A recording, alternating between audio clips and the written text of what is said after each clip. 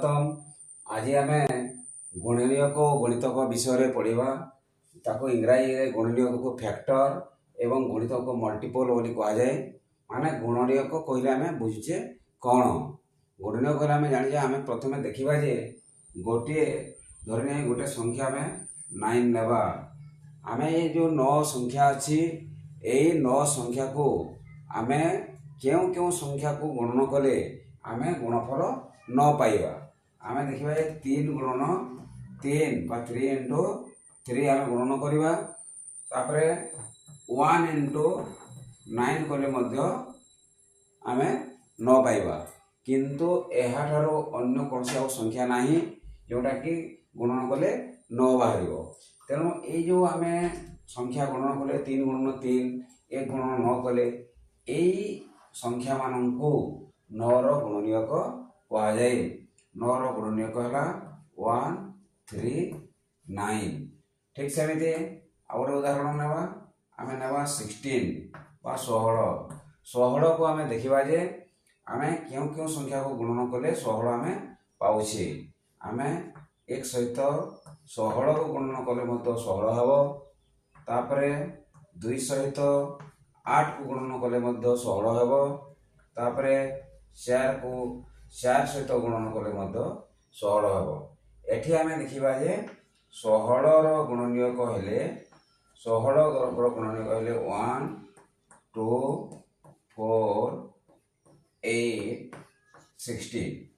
आम देखा जे 16 गुणनीयक 1 2 4 8 16 हो। आम जो ये देखुचे 4 इंटू 4 हो दुईटी 4 गुणन होती कि गोटे गुणनीयक बोली सब धरा जाए। जदि समान संख्या थी गुणनीयक गोटे बोली धरा जाए। ये 16 गुणनीयक संख्या केते 16 गुणनीयक संख्या है 1 2 3 4 5। 16 5टी गुणनीयक अच्छी 9 केतोटी गुणनीयक अच्छी 9 3टी गुणनीयक अच्छी 16 5टी गुणनीयक अच्छी। एठी गुणनीयक संबंध में आउ गोटे जिन लक्ष्य करवा जे प्रत्येक संख्यार गुणनीयक प्रत्येक संख्यार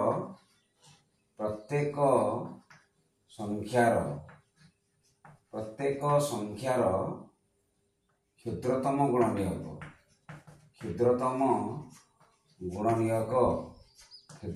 गुणनीयक सब एक है। एक प्रत्येक संख्यार गुणनीयक होता है तेणु क्षुद्रतम गुणनीयक एक होता है। बृहत्तम गुणनीयक प्रत्येक संख्यार बृहत्तम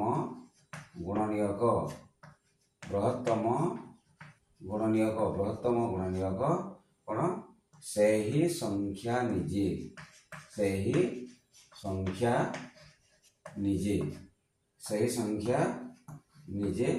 होता है।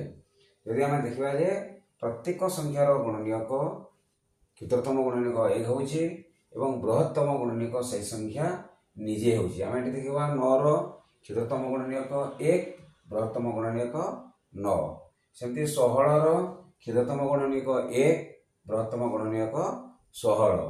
एटी आउ गोटे जिन देखा ये जो गुणनीयक गुड़िक अच्छी यही गुणनीयक मान द्वारा ही यही संख्याटी भाग होता है विभाजित होता है।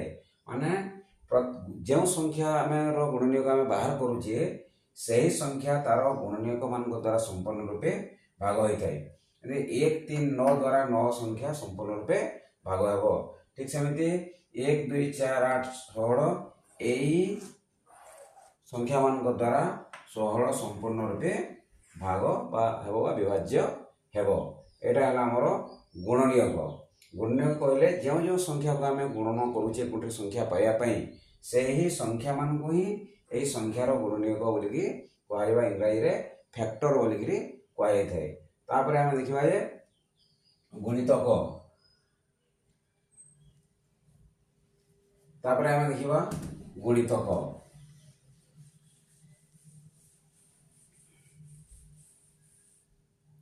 गुणितक कहले मल्टीपल बा गुणितक कहले आम कौन बुझुचे।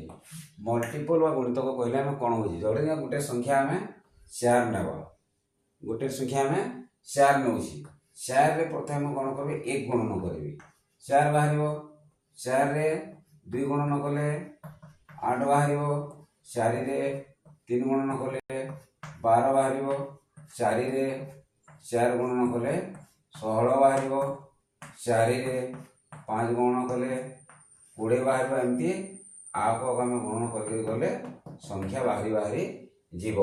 यार कौन अंत हेब ना, तार सीमाहीन भाव में आगू बढ़ी बढ़ी चलो। तेणु ये जो देखिए आम 4 रे विभिन्न आम संख्या को गुणन कले, ये जो विभिन्न संख्या को आम गुणन कले जो गुणफल आम पाचे, जो 4 8 12 16 20 एमती आपको आम जी संख्या पाइबा, यही संख्या मान को 4 गुणितक कहुए। यही संख्या मान को 4 गुणितक कहुए। माने 4 रे आम जो विभिन्न संख्या आम गुणन करुचे और जो संख्या गुड़िक आम पाचे से संख्या गुड़िक हूँ 4 गुणितक वा इंग्राजी में मल्टीपल बोलिकी कहुए।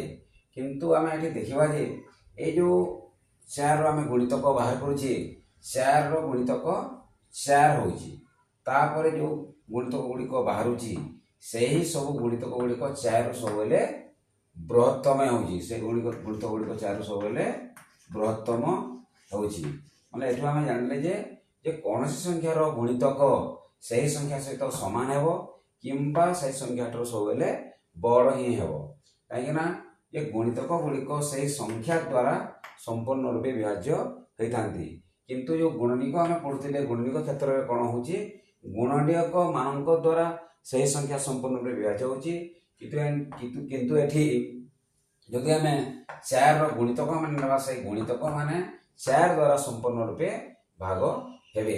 एठी जदि आम क्षुद्रतम बृहत्तम देखिबा, ये 4 क्षुद्रतम गुणितक 4 हेबो, किंतु बृहत्तम गुणितक आम पाइबा नहीं, कही हेबो नहीं। 4 बृहत्तम गुणितक कही हेबो नहीं, कहीं ताको आगको आगको जी संख्या आम गुणन गुण चलवा तार गुणितक से आगको बाहरी बाहरी चलो। तेणु गुणितकर कौन बृहत्तम गुणितक ना सीमाहीन अवस्था आगको बढ़ी चलते। तेणु बृहत्तम गुणितक ना, किंतु क्षुद्रतम गुणितक हूँ 4 से संख्या निजे होता है।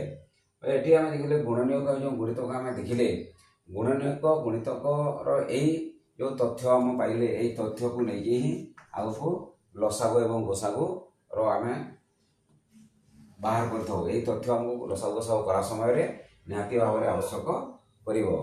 तेणु यही तथ्य को आम निहाती भाव में जाना उचित। तेणु ये वीडियो को समस्त को शेयर करूँ, फेसबुक पेज रे या फॉलो करूँ और यूट्यूब वीडियो को सब्सक्राइब करूँ, शेयर करूँ और कमेंट करूँ।